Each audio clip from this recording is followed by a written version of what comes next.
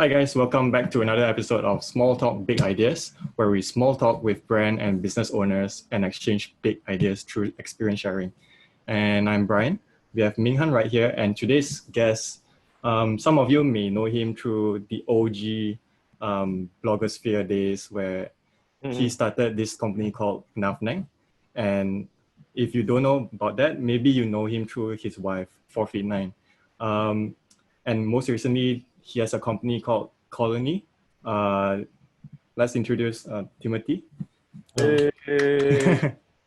Hello, everyone. So Timothy, for those who may or may not know you, maybe you could give a brief intro. Okay, so I am all of the above, an entrepreneur, husband, father, son. I'm happen to be married to an influencer also. Goes by the Instagram tag of like 4 Feet 9. I have two really cute kids, 1 5 and 1 7, a boy and a girl. And I'm now 36, and I've been doing business right out of graduation since I was 22. So I've been an entrepreneur for maybe 14 years now. Yeah, and the first company I started was a company called Nuffnang. So that's a company we started here, and then we grew to offices in like up to 9 different countries.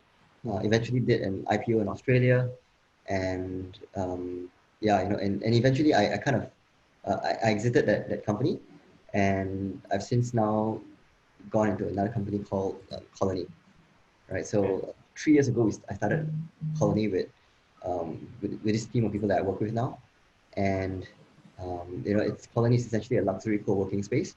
So we have 5 locations now in Malaysia, in KL, all in KL. We've done pretty okay. We do, since we started, we raised something like $7 million in funding from investors, equity, and also from like landlords for capex contributions. So we built like really, really nice workspaces, and our idea is not to create like a co-working space like a WeWork where it looks where it's all about startups or collaboration and all that. But for us, our goal is to create like to change the experience of work. So essentially, if you go to our spaces, it feels like you're going to work at the Four Seasons or at the Ritz-Carlton. Yeah, where it looks luxurious, and then there's a concierge and butlers that like takes care of you if you need anything. A lot of things like, yes, I just heard one of our guests in one of our spaces actually just happened to mention in passing that he had a flat tire in his car, and then one of our concierge guys during lunchtime went down and replaced that tire for him. Yeah. Wow. Yeah, so they do stuff like that. That's value-added service, man. That's some service, man. Yeah. Yeah, so they did it, and it's no charge at all. We just like our mission is to change the experience of work and make work feel great, lah. So since then we've been doing that. We've been we've done pretty okay. Since we started 3 years ago, every quarter we've seen like growth, quarter-on-quarter growth. The first time we actually had a dip is actually this Q1 with this COVID thing happening, and I think Q2 also will be challenging for us because like a third of our revenue comes from events, right? And guess how many events are happening these days? Almost none. Like none, right? It's gone to zero, lah. So it's sad, lah, because we went in from a good like profitable position to in the last quarter in Q4 to now still still profitable in Q1, but I think Q2 will be a loss for us. Yeah, so that's challenging. Yeah.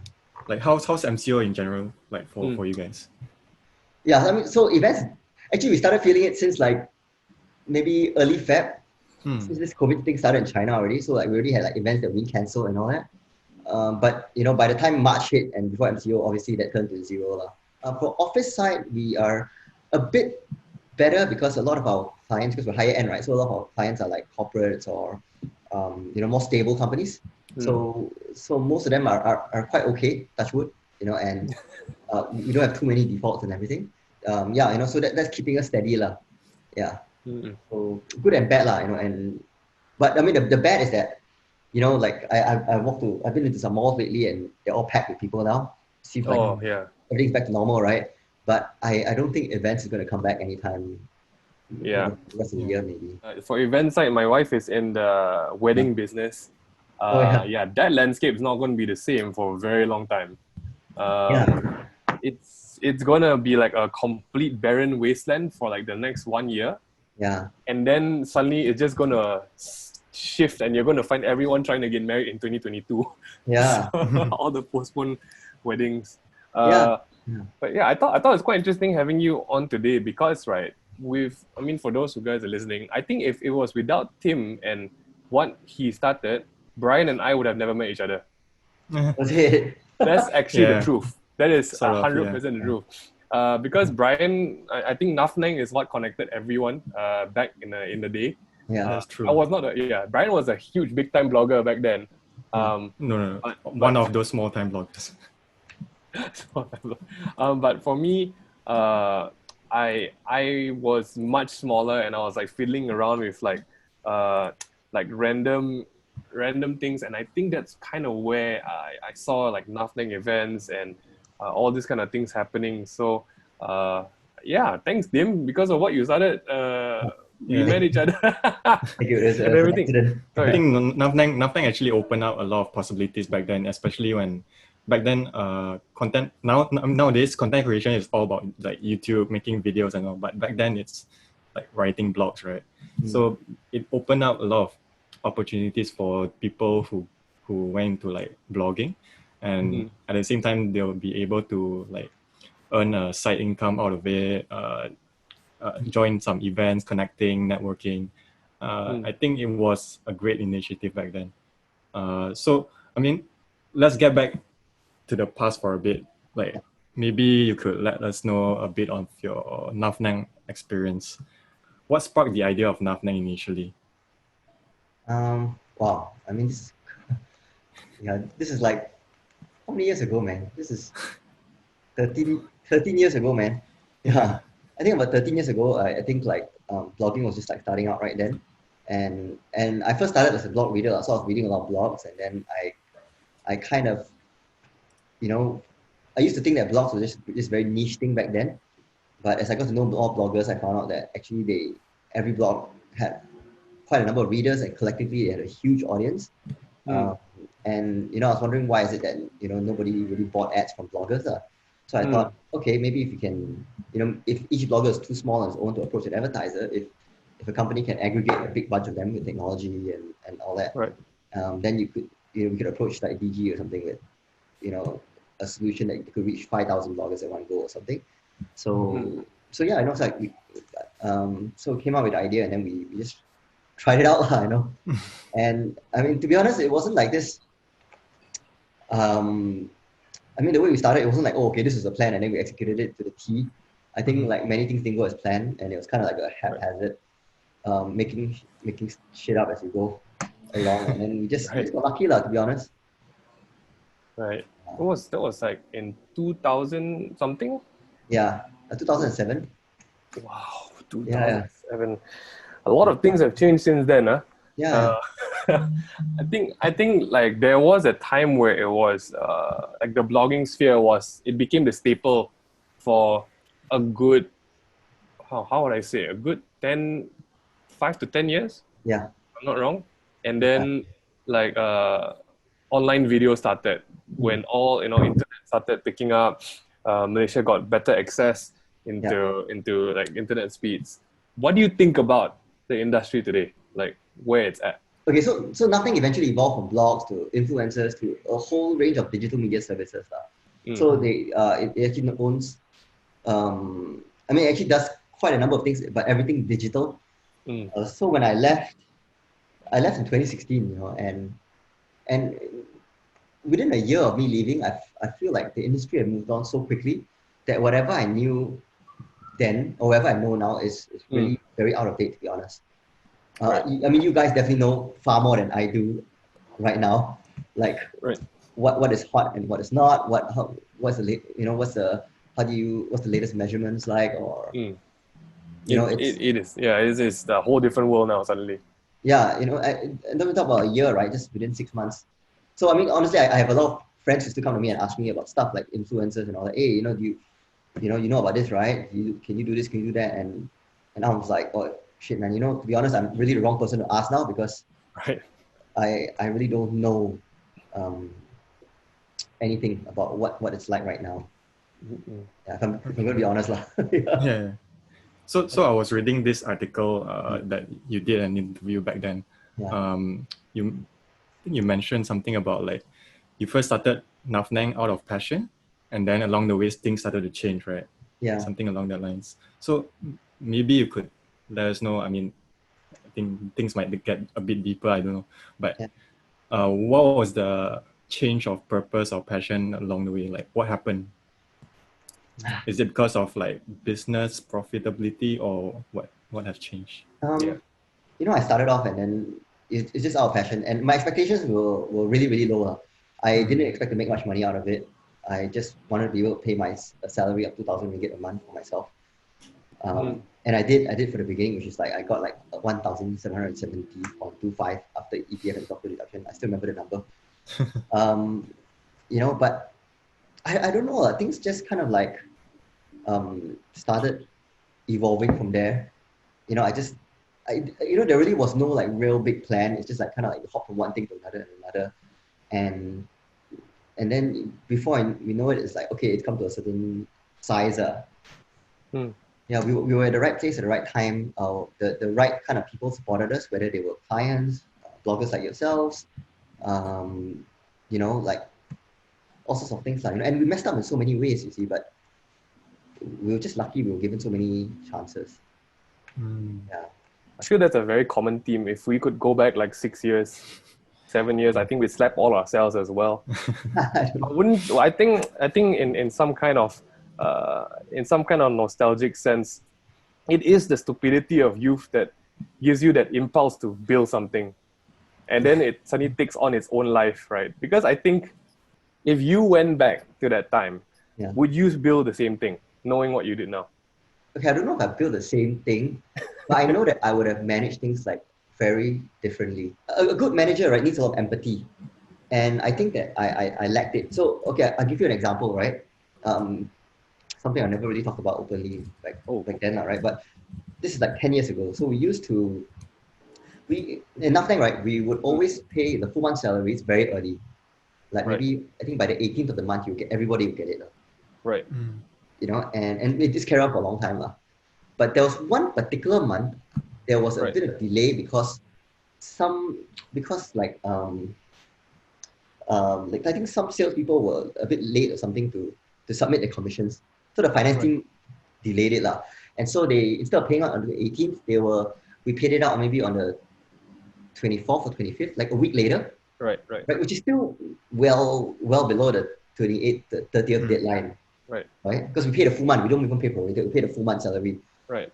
So then I had a number of like colleagues who were not happy about it. They were like, hey, you know, we're totally out of money now. We're out of money because, you know, you pay us salary late, you see? And now at that point, I was like, but why? It's not like we pay you guys salary late. We're paying you guys early every month. Then 1 month we just pay it like still early, but just a bit later than what we usually do, you see? Yeah. So I personally got like quite upset, and then, you know, along with the finance team, we all just said, okay, you know what, we're just gonna make it 28 of every month, and that's it. You know, and we left it at that.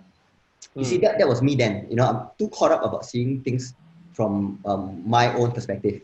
Right. But now, when I look back at the same scenario, then what I didn't realize is that yes, it doesn't make us wrong.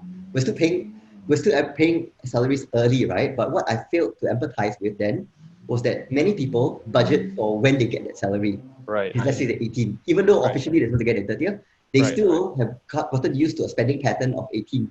Yeah. So when you drag it by a week, all of a sudden, they're caught like wrong-footed for a bit, you see. Right.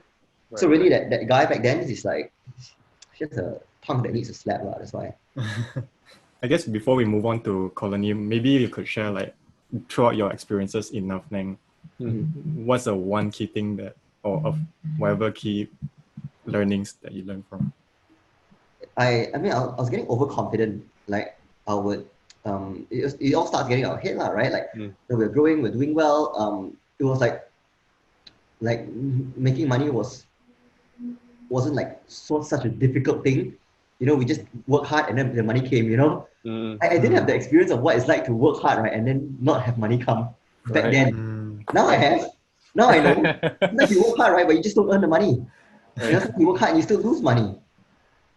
You know, I mean, it's just a learning process for me, lah. But I guess I'm glad that I kind of realized this now rather than never. And I've kind of like I've been working on changing the way I work and the way I am, like, generally as a person. I think the way you changed literally. I mean, speaking about the way you literally changed, you switched from, that line of thought, the whole social media marketing angle. Why suddenly, like, what was that random pivot into Colony? Was it because, you're servicing clients who you found that, okay, has a new need that you want to cater to? Was it like an interest somewhere? Was it, what sparked the idea to come up with Colony? Like, it's such a different thing. It's like, we're doing video now, and tomorrow maybe suddenly we go into like car dealership. Like, it's what happened? Yeah, I guess when I left, right? I mean, there were many reasons why I left the company, but one of the reasons is also I felt like I lost a sense of purpose. Right? Like, I tell you where it was apparent to me, right? I have this friend of mine. He's an insurance agent, and I was asking him, hey, why do you do your job, right? What purpose drives you?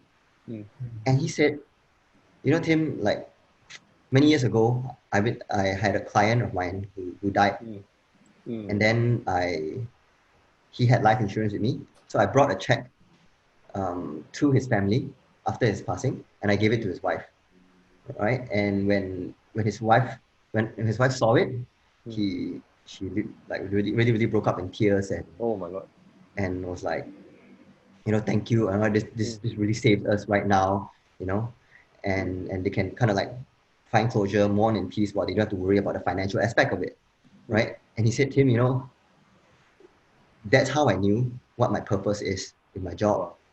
I want to help people prepare for the difficulties that may hit us in life. Now, when I heard that, right, I was like, what the fuck?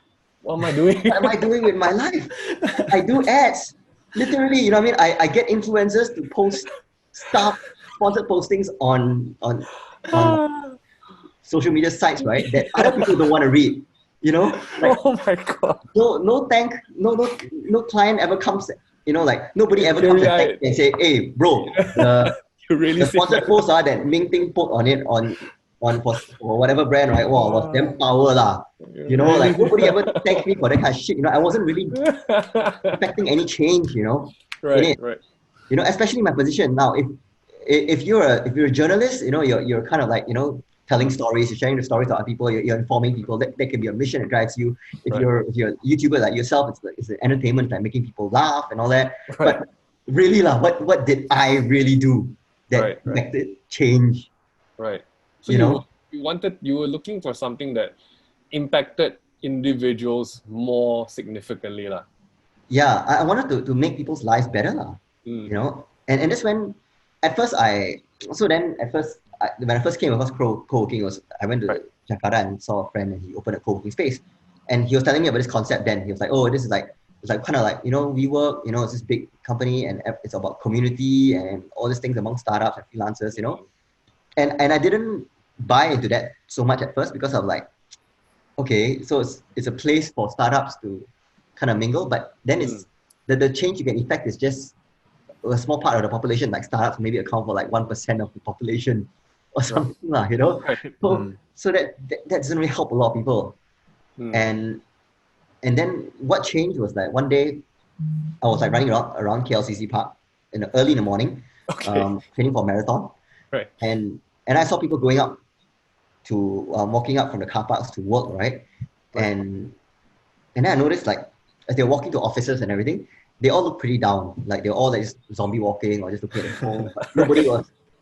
Not a single person was skipping to work or smiling to work or anything like that. It was just kind of like, you seem to be looking for very impossible things. People skipping to work. Okay, but I get you. Yeah, I get you. Absolutely. Yeah, so it hit me then that actually in the past 20 years, right? Like so many things in our lives have changed, right? Like we travel a lot more. Right. We're used to service everywhere we go. We go into a shop, right? If you want to buy something and there's no one to help you, you just walk out and you go buy somewhere else. You know, within 10 seconds. We're still used to this, right? But work is still the same as 20 years ago. Largely the same. We still go into the same cubicle-like environments. We still have like a pantry with an espresso machine kind of thing. And if there's the only thing that's changed is technology, and that's more like increasing productivity than changing the experience of work, of how people feel at work. Right. You know? Right. So, so I thought, okay, what if I can create like a space where people will feel good at work? What if going to work can feel like you're going to a staycation at the St. Regis every day? Right. Not just how it looks, but you have food and everything there. You have the room service. We have room service, right? Or we have a concierge that takes care of you, if you need anything, right? So and today, I mean, it's 3 years on. Right? Today, 500-600 people go to work in a colony somewhere in KL, and live work through this new experience. Yeah. Wow. So like you mentioned, your insurance agent has his own purpose and mission, right? What would be your version of it now? For me, it's like we spend so much time at work. We spend like at least 8 hours a day, and 5 days a week, 40 hours a week, which is quite a lot of our time at work, time that we have awake. So if we could make people happier at work, then we can make people's life overall a lot better. And sure, there's something that we can't influence so much. We can't influence like how happy they are at work and based on what they, whether they like doing what they're doing, whether they get along with their boss, but we can change the environment in which they are in. If you are at work and your tire punctured, right, you're just sian because you cannot fix it until after 5:30, and then after 5:30 you're quite tired already, but you're going to do it before you have to jam all the way back. Like where else would you go to where somebody literally fixes it for you while you're at work? Absolutely. At no cost. Yeah, at no cost. So right. Yeah, so I mean, when we came out with that, I'm like, okay, this is pretty cool. This is a purpose that I could relate to, and that's what drives us today, Do you think that had to do with? I mean, because earlier you spoke about empathy, and I think a lot of this now is, it's a whole thing like emotional intelligence in the workplace, taking care of your whole being as a individual, not just as a worker. Yes. That really made the switch, from your previous. I do think that like when people are happy at work, they work better. It makes sense for companies, right? They're more productive. Absolutely. They work better. And you come home smiling, and you skip to work on Monday. Basically, that's the goal. Skip into work on Monday. I mean, I've been to Colony, the one that you guys opened, and we were able to shoot at. When I stepped in, I thought it was a hotel concierge. Basically, it is beautiful because I think for those of you guys who are listening in or watching who has never seen New York before, you can go to Colony in what was that one on Bukit? Is it the Bukit? Is it Star Boulevard, right? Star Boulevard one. Yeah. Yeah, that is a gorgeous place. I think the amount of work you guys put into it really shows, and you don't have to take it from Tim. You can take it from us. We shot there. It's beautiful enough. It's beautiful enough to shoot. So that gives you guys an idea about how lovely it is. Random question: role models. In terms of, it could be in terms of an overarching one over your whole life. It could be something in terms of like what made you make the switch. Do you have someone you use as an example, to set either in your work culture, your work habits, so on and so forth, or are you like, the typical Asian dad, which is just like, my way or the highway, let me just rough this through and keep on going? I think that, I mean, I won't say really role models, but there are a lot of things in different people that I draw lessons from, and they need not be like the Richard Branson or like a Warren Buffett. I mean, there's certain attributes I really draw and I draw inspiration from that these guys have, but sometimes it's just from the everyday people I meet as well. If I see someone who's very, very what really impresses me, right, are people who are very empathetic and compassionate, that such that when something bad happens to them, they don't get angry. They instead seek to try to understand why this person treated them like that. Mm. And there's an understanding there that, look, whatever this person's reason for doing it, I may not see it right now, but I assume that it's a good reason. Right. You know? And once you understand that, right, that however someone treats you or something, he believes is a good reason. Once you understand that's what he was thinking, right, you kind of take it less personally, and you're a lot more calm, and you can handle situations a lot better. Now, you know, let's say if somebody in the LRT, right, and then bumps into you, and then, you know, or you bump into him and then he tells you off, and you know, the reason why he told you off need not be, in fact, it's most likely not because of you. It could be because this guy's been having a bad day all week. It's because maybe this guy's upbringing in his childhood has taught him that in order to not be bullied, this is how he needs to react when people, you know, seemingly attack him. You know, there are many, many variables which we may not ever understand on why someone acts a certain way. But one thing we know is that once, if we can understand it, right, then we'll know it's not about us, you know, and it makes us less angry. You know, because then it's not us that's being under attack. It's really this person who's just reacting because he's been forged that way to react this way.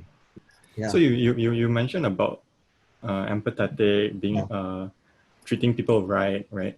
So how do you keep your internal team in check? Like, how do you maintain a good team culture in your business? Like, okay.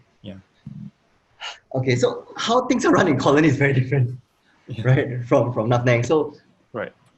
And this is part of a lesson for me, right? Because when Colony first started, right, honestly, within the first 6 months, we were doing quite well, numbers wise. You know, revenues are growing, profits were growing, and everything. You know, we're doing well, right? But internally as a team, right, we were a huge mess, lah. There was a lot of politics. People were having a lot of arguments. We had a lot of turnover. You know, it wasn't great, lah. You know, and even our levels of hospitality is nothing compared to now.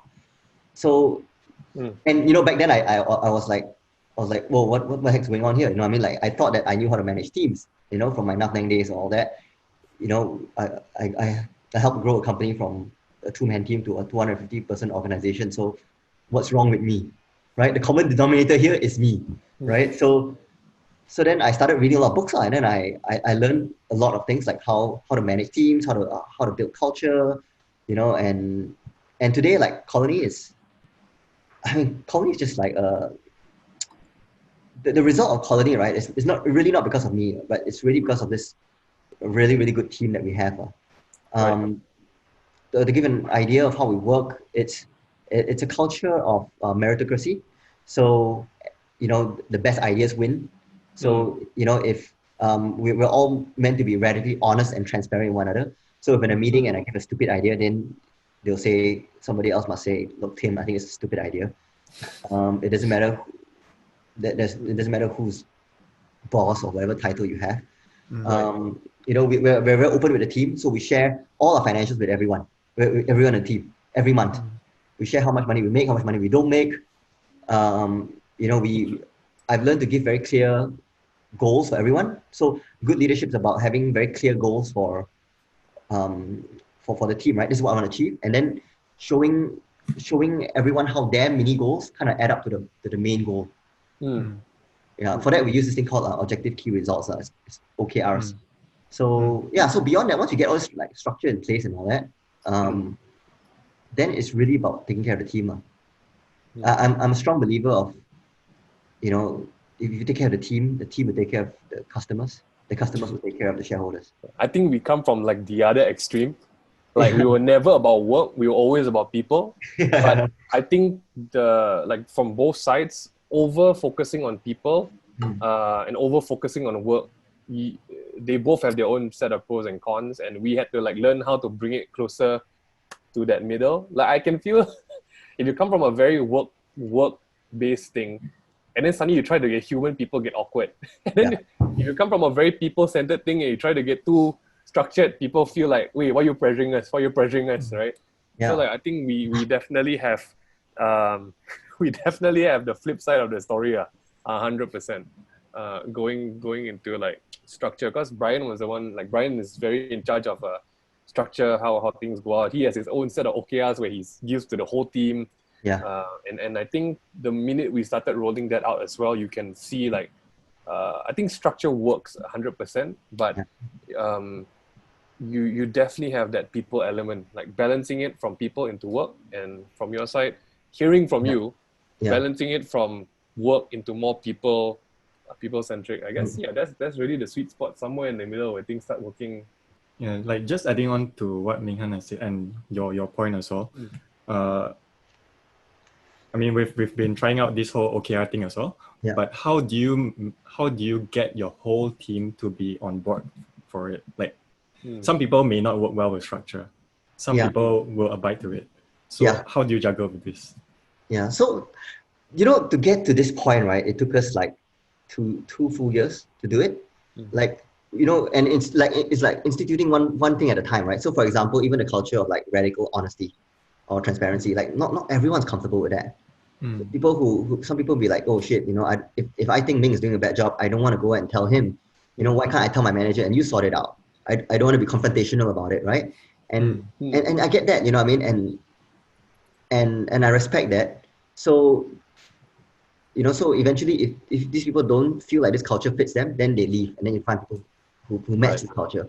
So there's a whole process with hiring and all that also that you need to kind of like find good people. Last time we were very haphazard about hiring. We interview someone, I think he can do the job. Okay, warm body, let's go, right? But now we're quite strict.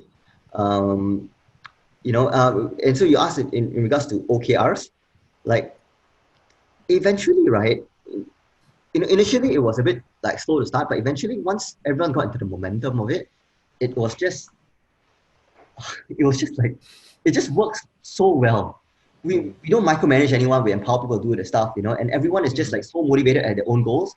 And it cuts so much politics, you see, because you don't have anyone saying, oh, I work so hard, I do so much for the company, because everyone can see in the OKRs, how are you doing your key results transparently, so like OKRs is one of the best things that we've implemented, and it's really led us to where we are today, right? Look, to be honest, this quarter's OKRs are completely like written off, because with MCO and everything is thrown off, right? How do you do an OKR during an MCO? It's like we can't even execute these things, so so we write off this quarter, then we look at the next quarter's OKRs. Right. So I mean that's how we do it, Okay. Right. Just curious, what OKR tools do you guys use? We use a software called Week Done. Week Done. Yeah. Okay. So I can't remember how much we pay for it. We pay for it, but you don't have to. You can even use like Google Sheets. Yeah, we pay for it because actually our team is very small. Our team up to today is maybe 30 odd full-time team members. So, but everyone punches well above their weight. So we make sure that we keep the team small, but as much as we can, we will spend on the software. Yep. So we spend on a lot of software. Also the software, as a company, we're very team focused, right? And I mean, to be honest, right? To be fair, everybody says that. I don't know a single company that doesn't say, "Oh, we are never team focused. We are not employee first, or don't take care of the employee." I don't know a single one. Everybody says that, but it's in actions that we can prove it. Like right now, this is the time when you can see who really means it and who doesn't. Yeah, right? Absolutely. Yeah. In a crisis, right? So far in Colony, like, look, we're very materially impacted by this lockdown and all that. We're very materially impacted with our events. Of course, but we haven't instituted a single pay cut so far. We haven't. Nobody has been forced to take any leave during MCO, right? It's all like a regular work day. We have all sorts of benefits, like not just like insurance and all that. We have like, for example, we pay for a Netflix or Spotify subscription for a year for each of our team members. We have like certain allowances and all that, right? None of them have been cut. Been cut at this point. We try to cut costs in every other angles, but for the team, right, we try to hold it together. And we're also very empathetic at the way we deal with the team, right? Because before the MCO happened, we had a briefing with the team. We were like, okay, in the next 2 months, shit's gonna hit the fan. You're gonna see your friends getting laid off. You might have the anxiety about shit, when is my turn coming? Yeah. So what we did is that we told the team, okay, this is our financials now. This Right. is how much money we have to lose before we really do institute some cuts, right? Right. And this is what we need to do to stay away from that. So Right. everyone in a way it takes out the uncertainty. Everyone's very aware whether we're going to get cut or not. Right. Right. And they know they're empowered to act a certain way lah. Right. Yeah. I Right. think the MCO is definitely one of the unforeseen things that you see any company who has bragged about themselves or any company that has like put themselves in super high regard. Yeah. This past 3 months, you've really seen like who really takes people first. I mean, given Yeah. some smaller companies don't have the capability to. That's understood, but it's been such a huge shift going through it. Definitely. Yeah.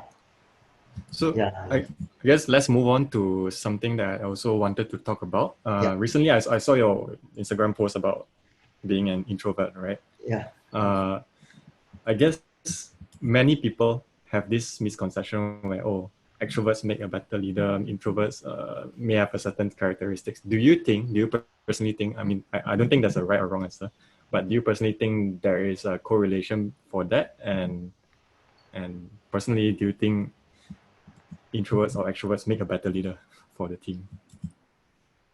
I don't think introverts or extroverts actually make better leaders.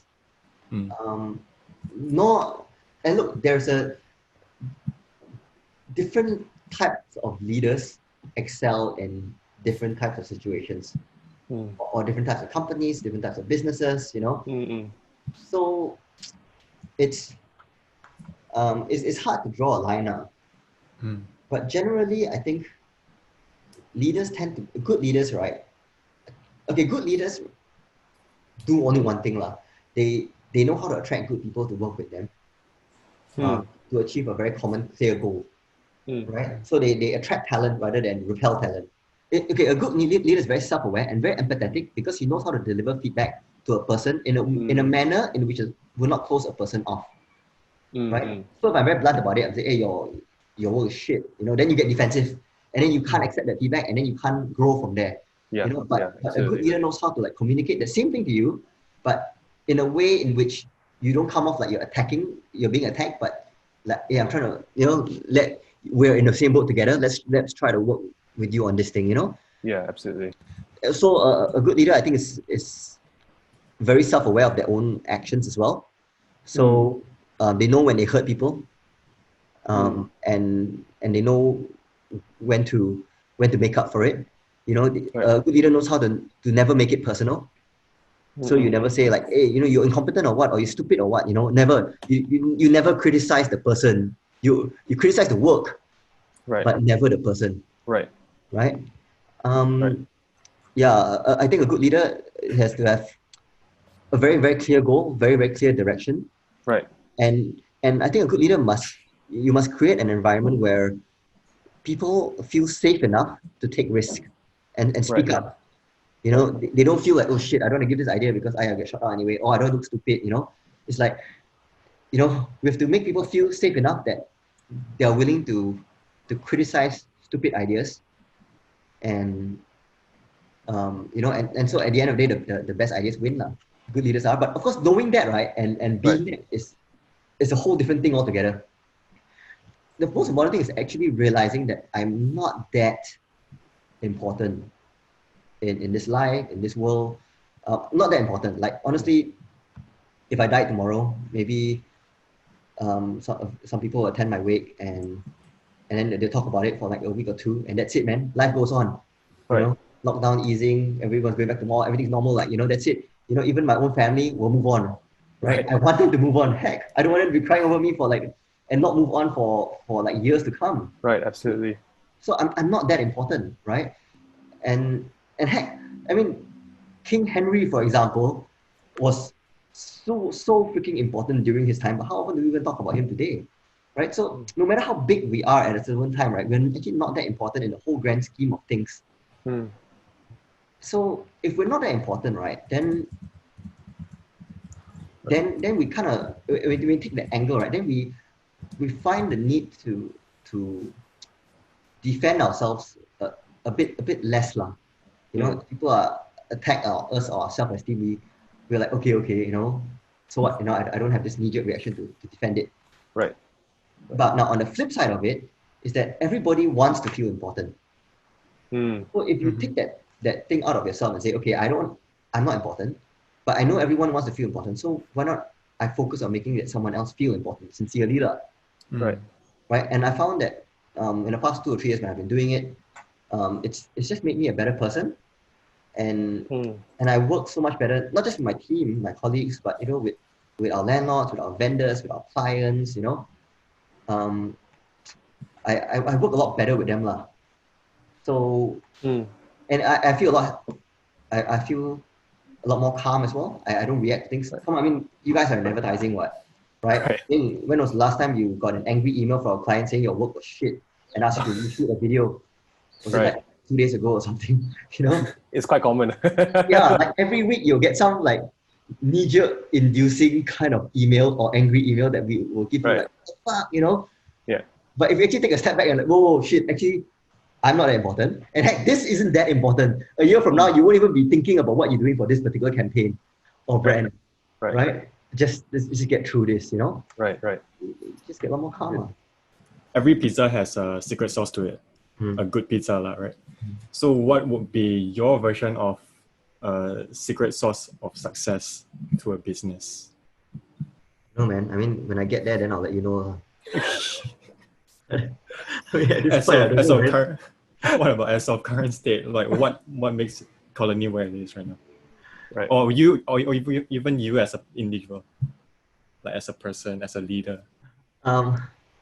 I mean, personally, I don't think I've proven myself to be a successful entrepreneur or anything like that. Sure. You know, whatever you see. Yeah, I mean, I don't. I really don't. But that's a good sign. I think that is that difference, right, between your younger self and your current self, right? Yeah. And even in Colony, like something I very openly share with the team. You know, I think we haven't. Well, I love the team. I think we've done well. We're growing and everything. We built a company that was worth nothing to, you know, worth something on paper today at least. Sure. But you know, we haven't really proven ourselves. The real proof is when we're making like enormous profits from what we're doing, you know, and we're not making enormous profits. So we've found really, really good people. Really, really, really good people that are more, you know, it's one thing to be good, it's another thing to want to work in a team and also be motivated to work, you know. So we found a mix of all these things. Thanks again, team, for joining us. Anyway, this is going to be uploaded on the same week of Father's Day, so happy Father's Day to both of you. Hey, thanks, Brian. Happy Father's Day. Hey, happy Father's Day. Yeah, stay tuned for the next episode. Remember to also watch this, share this video to your friends, to your team, to your colleagues, to anyone whom you think that may find this useful. That's about it. Thank you. All right. Thank you. All right. Okay, see you guys. Bye. Thanks for having me on. Bye. All right.